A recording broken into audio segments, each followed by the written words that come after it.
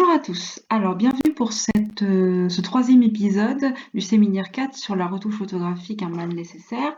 Alors, nous allons continuer notre présentation de la créativité photographique. Et là, on va même aller clairement au-delà de la retouche, puisqu'on va vraiment être dans la créativité. Et on va parler d'une peintre et photographe portugaise qui s'appelle Helena Almeida, qui est décédée il y a peu, puisqu'elle est décédée en 2018.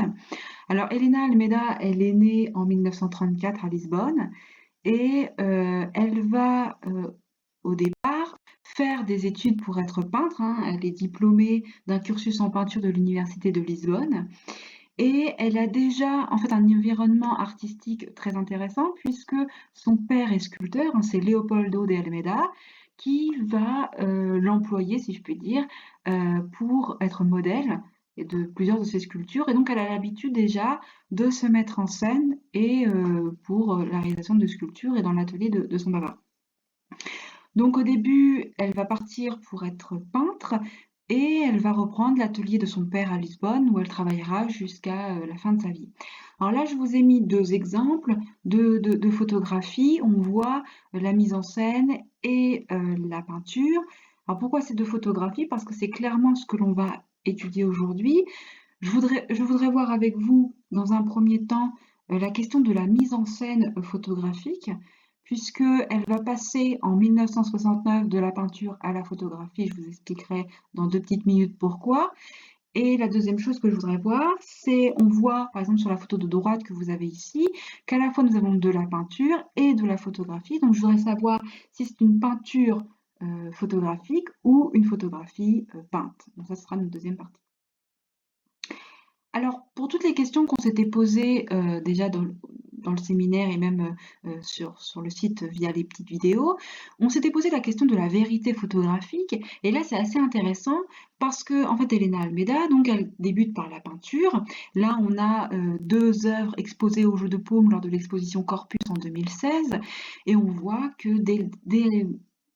assez rapidement en fait, hein, dès le début, elle va vouloir dépasser le cadre de la peinture, aller au-delà et on voit qu'elle va transformer un peu les toiles, hein, ne sont plus utilisées comme support à une peinture figurée, mais clairement elle va triturer, jouer avec la toile.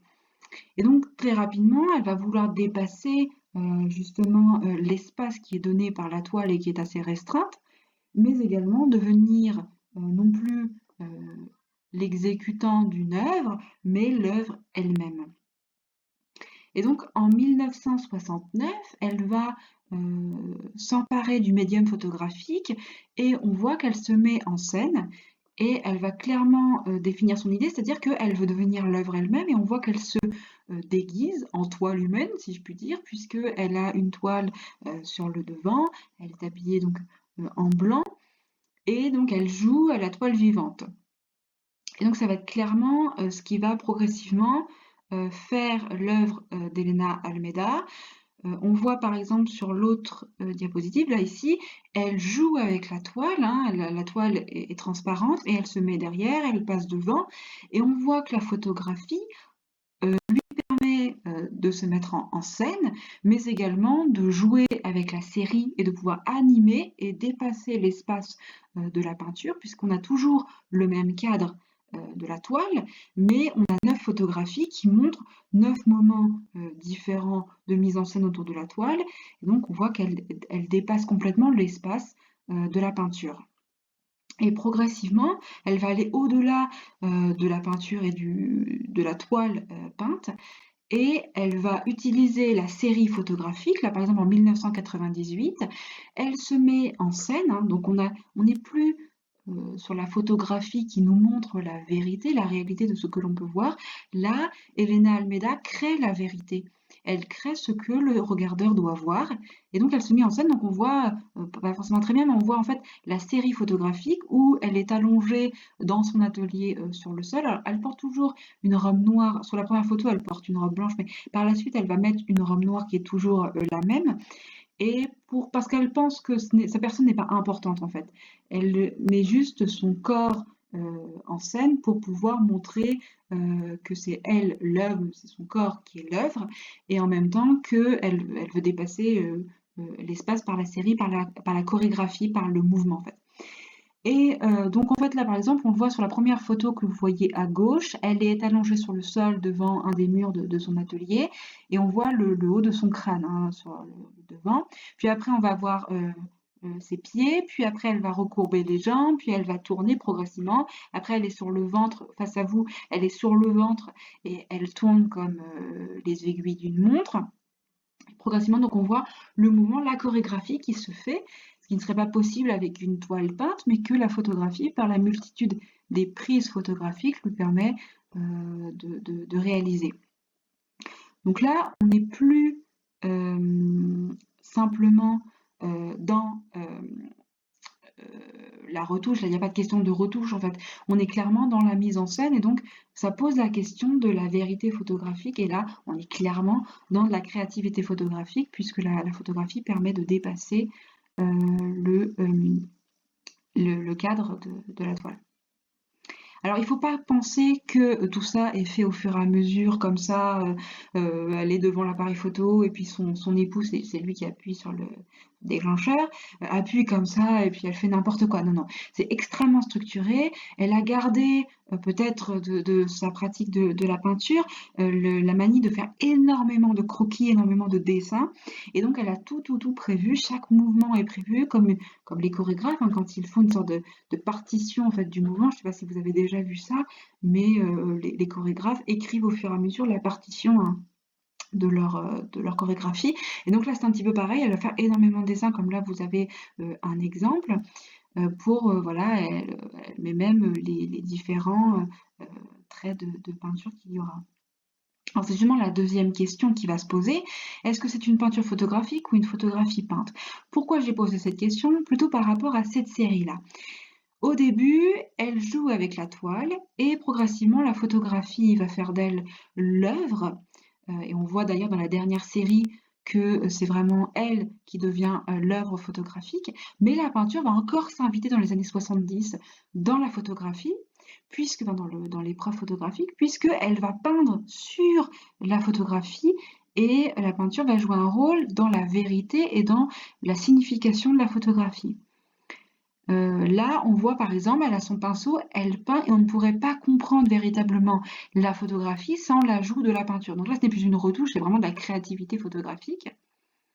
Et là, par exemple, dans cette photographie, ok, là on reprend l'idée de la série qui permet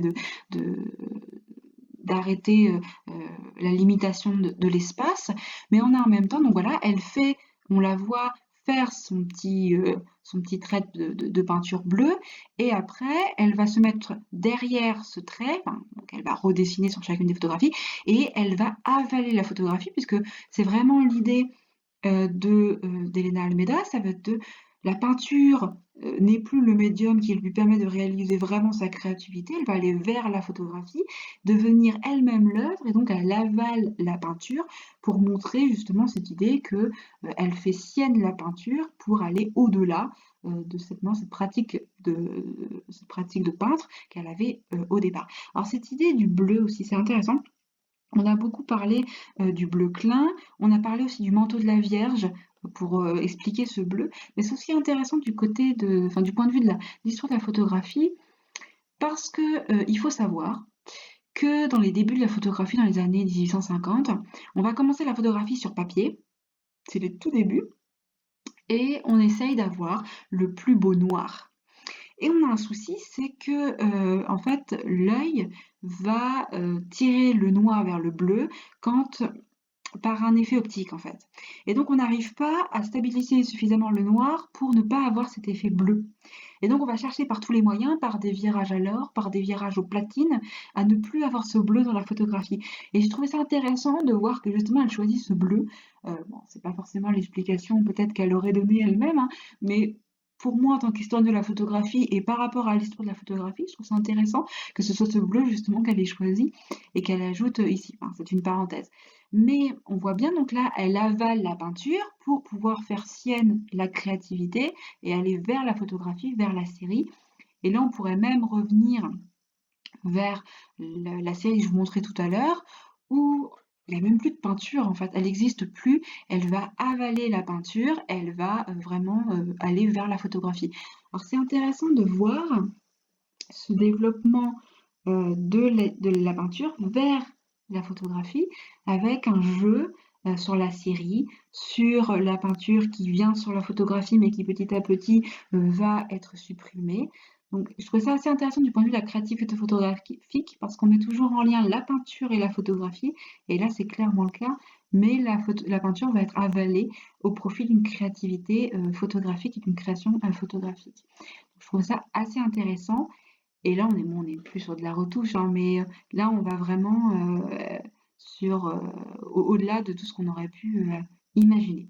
Alors voilà pour ce petit panorama de la création de Elena Almeida, que je pense je réétudierai par la suite parce qu'il y a énormément de choses, et même du point de vue de l'histoire de la photographie, en fait, elle est un petit peu un résumé de l'histoire de la photographie et des tensions qu'il a pu exister entre la peinture et la photographie.